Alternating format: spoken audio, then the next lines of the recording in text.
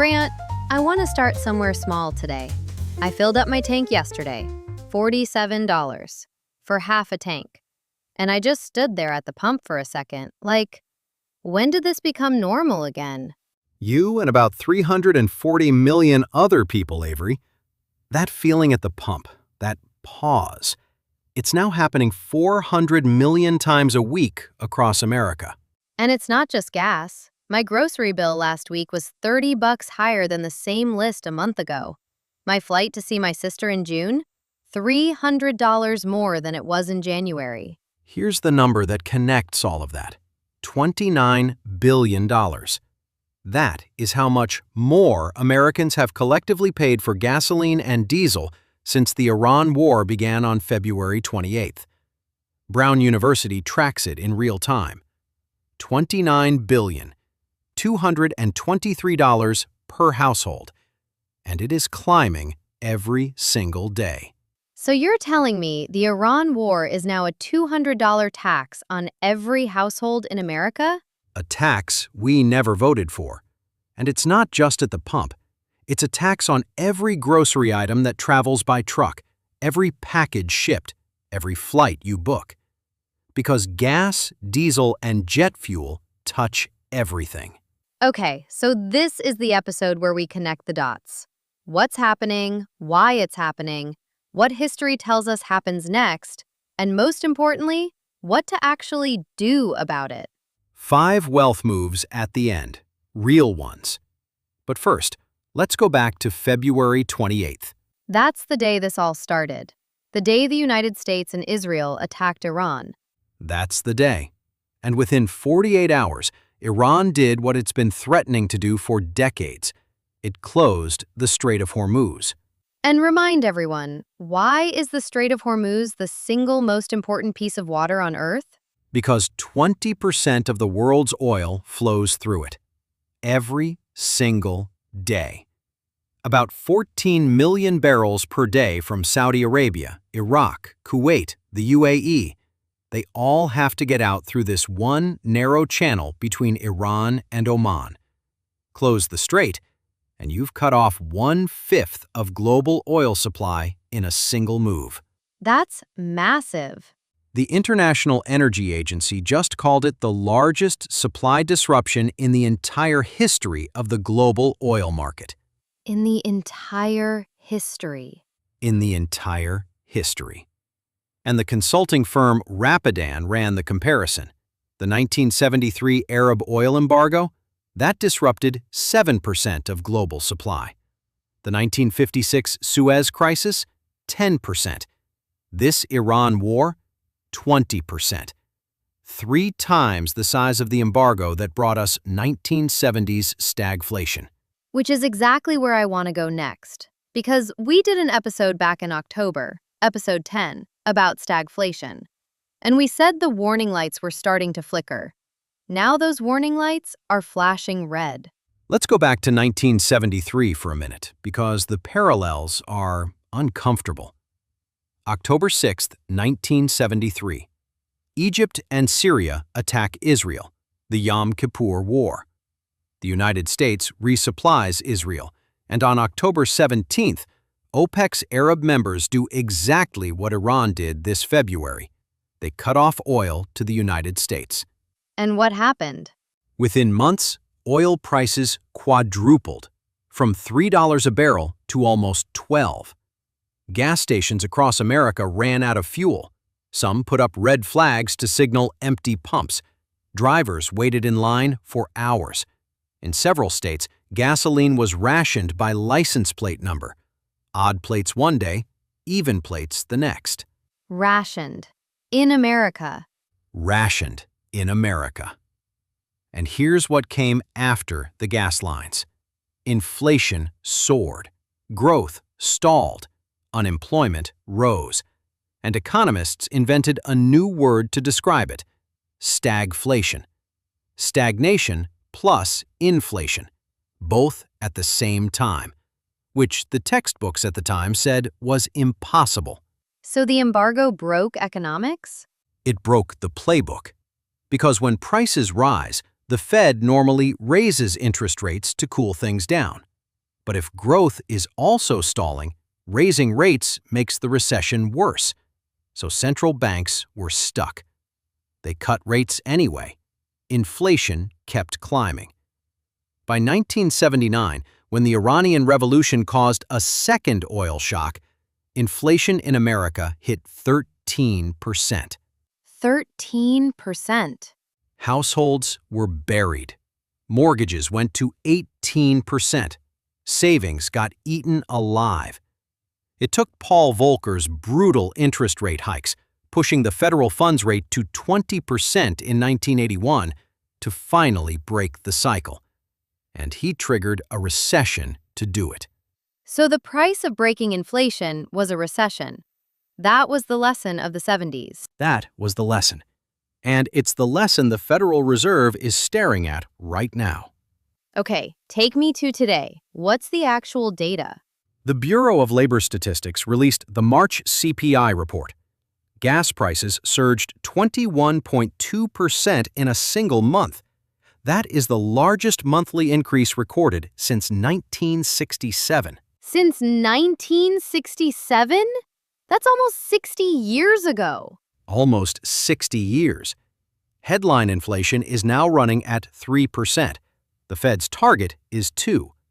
And the war is only 2.5 months old. What about the broader economy? The Federal Reserve Bank of Dallas just published a paper modeling exactly this scenario. They estimate headline inflation will rise 0.6 percentage points just from this oil shock. EY Parthenon, Gregory Daco's firm, they're forecasting headline CPI hits 3.6% by April or May. And what's the Fed doing? Nothing. Sitting on its hands. They held rates steady at the April meeting. They were on track to cut rates this year. Now they're stuck. Because cutting rates while inflation is climbing pours gasoline on an already burning fire. Pun intended. Rough pun. But here's the angle nobody is talking about. There's actually a really weird thing happening with oil right now. What's weird? At the start of the war, analysts predicted oil would hit $150 a barrel. Some said $200. Today, with 20% of global supply offline, oil is trading around $110. So it's lower than analysts expected? A whole lot lower. And the lead oil analyst at Kepler, Matt Smith, told CNN, and I'm paraphrasing because this stuck with me, everyone is scratching their heads about this. His view? It's speculation. About 11% of oil futures trades are made by speculators who are betting Trump will get out of Iran fast. They're holding the price down. So the oil price is artificially low because speculators think the war ends soon. Pretty much, which means if it doesn't end soon, if the strait stays closed through summer, oil could spike a lot higher than where it is now. The current pain at the pump is before the speculation bet breaks. So this might be the calm before a worse storm. It might be, or it might not be. Nobody knows, which is exactly why we plan, not predict. Okay, let's talk about what people can do right now. Because the Iran war is not something you and I are going to fix from a podcast studio in suburbia. Couldn't fix it if we tried. But there are 5 things every household can do right now to make this hurt a lot less. Hit me. Wealth move number 1. Build a fuel cost buffer line item. A what now? A buffer line item. Most people have a gas line in their monthly budget, and they're treating any overage like a surprise. Stop. Add a second line called fuel buffer. Right now, average household is paying $223 more per year. Plan for double that, $500. Build it into the budget. If the war ends and you don't need it, great. That money rolls into savings. If the war drags, you're not getting ambushed every month. That's so simple, but most people don't do it. They don't. They get hit by the overage and then move money around in a panic. Pre-budgeting the buffer takes the panic off the table. Move 2. Optimize the drive. This is the cheapest, fastest set of wins. 3 pieces. 1. Get a gas rewards credit card or use a card-linked offer. Citi, Chase, Amex all run 3 to 5% cash back at gas stations. On $400 of monthly gas, that's another $240 a year back in your pocket. 2. Use Gas Buddy. Cheapest station in your area can be 25 cents a gallon less than the most expensive one within a 5-mile radius. Same gas. 3. Basic maintenance. Tire pressure, air filter, oil change. The Department of Energy says proper tire pressure alone improves mileage by 3%. Cruise control on the highway, 7 to 14%. So that's like 15% more miles per tank just from credit cards, Gas Buddy, and tire pressure. Roughly. On $400 a month, that's $600 to $700 a year, which more than covers the war's added cost. For free. Move 3. Audit your ripple costs. Meaning? Meaning, gas is just the visible part. The IEA estimates direct and indirect energy costs make up 50% of variable costs in food production. Half. So when oil spikes, your grocery bill spikes, shipping spikes, airfare spikes, anything plastic spikes.